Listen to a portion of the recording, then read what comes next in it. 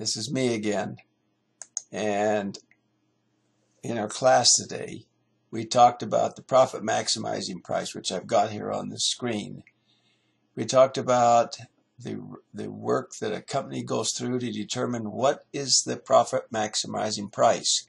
In this case, we have the unit price that changes with the quantity as it goes from 1,000 down to 19,000. The price, as you can see, drops from 6,000 to 2,500 as the quantity increases. The variable cost stays the same of $1,500. So as you can see, the unit contribution margin for each one of those points of sale be $4,500 here if the price was 6,000, and it'll go all the way down to 1,000, which is this $2,500 minus the $1,500 gives us the $1,000 contribution margin. And then we have the total contribution margin, which takes that $4,500, which is the individual contribution margin, multiplies it by the quantity, and we come up with the total contribution margin. After that, we deduct the fixed cost from it, and we come down with the total profit. And you can see here it goes from a negative $2,500 down to $12,000.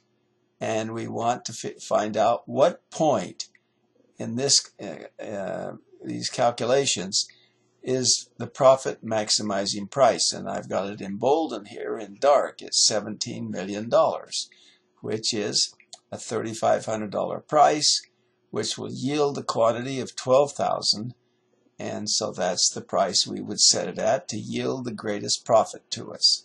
Now, there is a problem here, and if I can get it so you can see it, it's problem number 4, 8-4, and it is a profit maximizing calculation where they have two dog foods. Their main dog food is Royal, call it Royal dog food, which they purchase at $12 per 50-pound bag, and they have a price of $20.99. So you can see that the variable cost is $12. The unit price is $20.99, almost no matter what the quantity is here.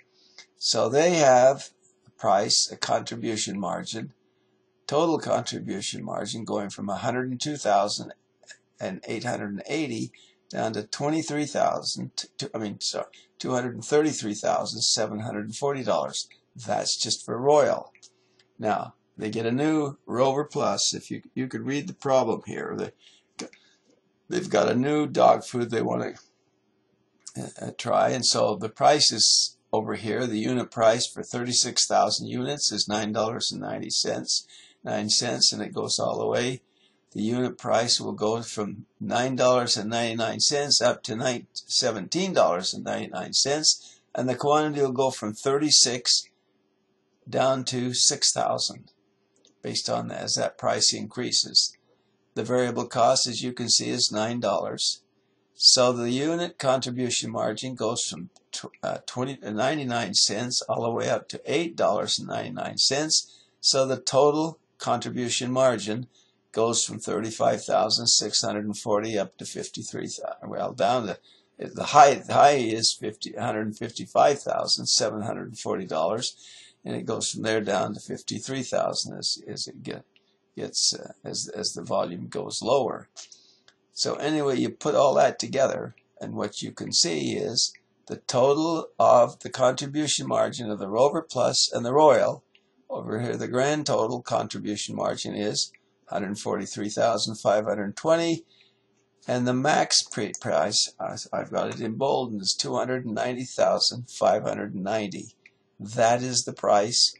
So you'll set the price for $14.99 for Rover Plus and $20.99 for Royal, and that yields the maximum contribution margin. Now, if it was Royal alone, Royal would make the max. The max would be $233,740, which is, you compare that with the $290,590, and you can see that the incremental contribution margin from including Rover Plus is $56,850. So it makes a good deal. Look forward to chatting with you. Thank you very much.